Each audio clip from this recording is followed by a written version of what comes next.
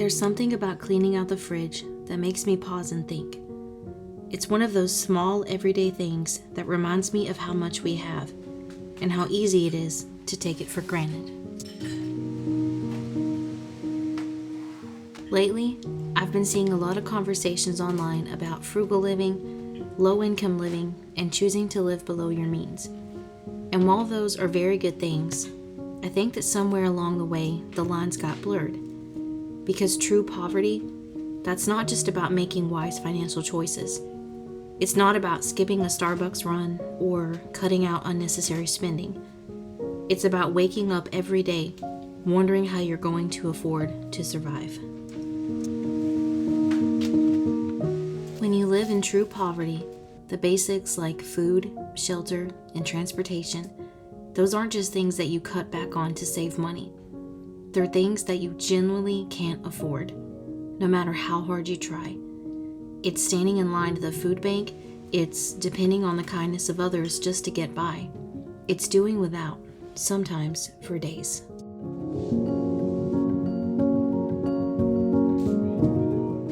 I went back and forth on whether or not I wanted to talk about this, but I feel like I need to, because I've lived it.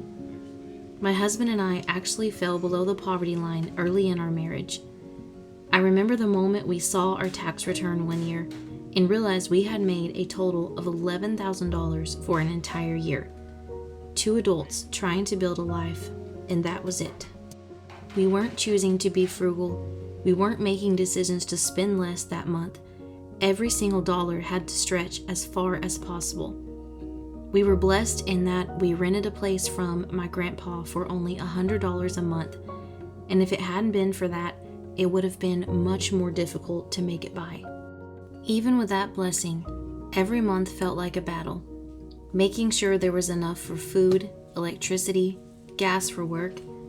We were also both in college, trying to figure out how to pay for textbooks and gas to get to class. There was no extra money. There was no fun money. There was only survival.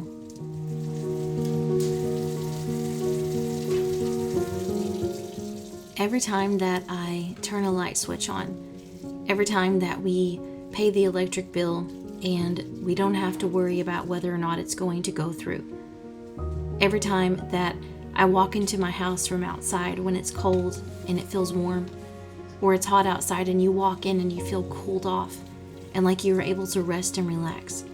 I never take those things for granted anymore. Every single one of these simple things that we have in our everyday lives is an incredible blessing that I am extremely grateful for.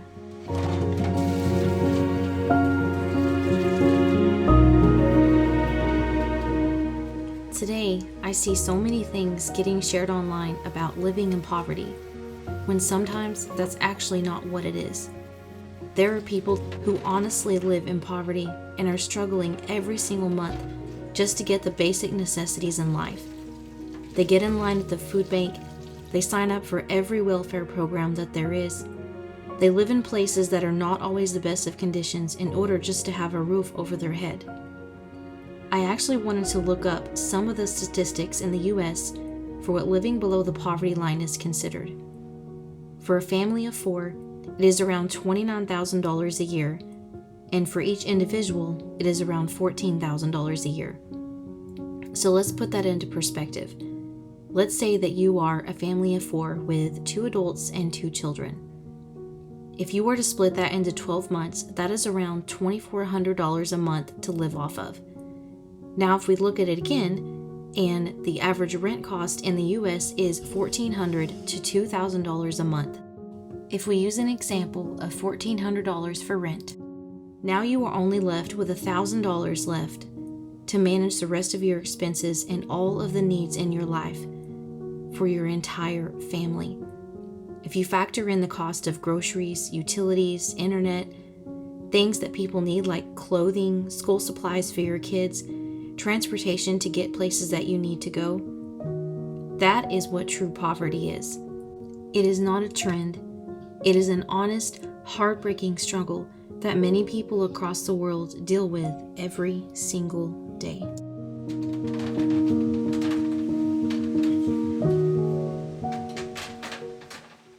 I am very fortunate and blessed by God today to not live in those circumstances anymore.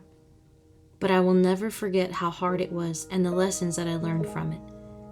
I choose today to live simple, and I am blessed enough to be able to choose to be frugal. I share content about thrifting and decorating and living with attention, but I never want to share content that does not recognize the real life struggles of what it really means to live in poverty. It is scary, it is hard, and it is so much more than the trendy version we see online today.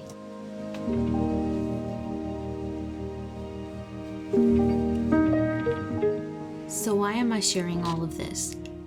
Because I think it is important to be mindful of how we talk about things like low-income living. Frugal living is wonderful. Living below your means is wise. But let's not mistake that for poverty. Let's not forget that there are real people who don't have the choice to live simply. It's just the only option that they have. Let's not take for granted the things like filling up your fridge with food, being able to take a hot shower, or turning the lights on when you come into a dark home. All of these things are blessings. I don't share this to shame anyone, but just to encourage a different perspective, to remind us to be grateful, to inspire us to help where we can, and to always remember that true joy and contentment don't come from how much we have. It comes from trusting in God's provision, whether we have plenty or little. I don't ever want to take this life that I have for granted. I know what it's like to have nothing, and today, I know what it's like to be provided for. I would love for you to share below any time that God has brought you through something difficult. And if you are going through that difficult time right now, you are more than welcome to ask for prayer, because I will definitely be praying. God bless each and every one of you, and I will see you next time. Bye.